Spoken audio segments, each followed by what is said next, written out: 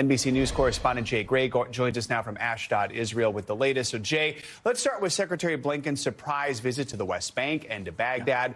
What were Blinken's goals in meeting with Palestinian and Iraqi Palestinian leaders, and what are we learning about his meeting today in Turkey? Yeah, and let's start in the West Bank. Thanks, Joe. And the message was very clear.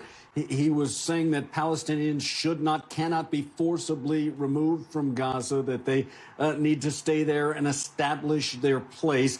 He talked about ending some of the violence in the West Bank, concern over Palestinians who have been facing some extremist violence there from Israeli settlers, and spoke candidly about the Palestinian Authority having some control and a new government in Gaza. So trying to shape what things may look like after this war is over, though no one thinks we're anywhere close there. His stop in Baghdad, obviously, was to speak with U.S. troops on the ground there, survey the situation, and relay his concerns about violence spreading across that region and concerns about the violence actually turning into separate fronts in this war. So that was a part of the major discussion there. And then in Turkey, a place that has been more vocal about its opposition to this war than many other countries. They have said there's got to be an immediate ceasefire.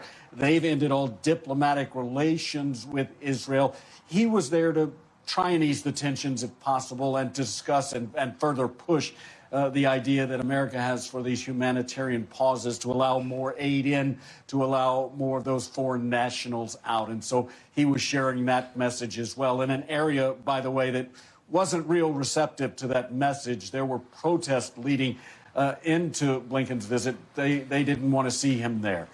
Jay, let's talk about that joint statement overnight. Comes from 18 UN agencies and NGOs, non-governmental organizations, calling for an immediate ceasefire from Israel. What else did that statement say, and how is Israel responding to this?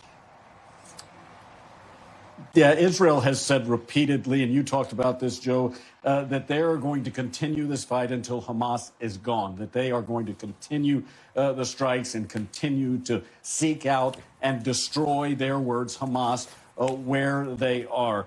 This report from the UN talked about the shock and horror. That's a part of the report.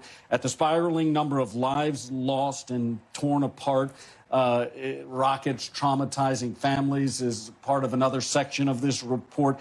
And they focused for a bit in this report on the lives lost when it comes to UN workers, more than in any other conflict in the history of the organization on the ground in Gaza.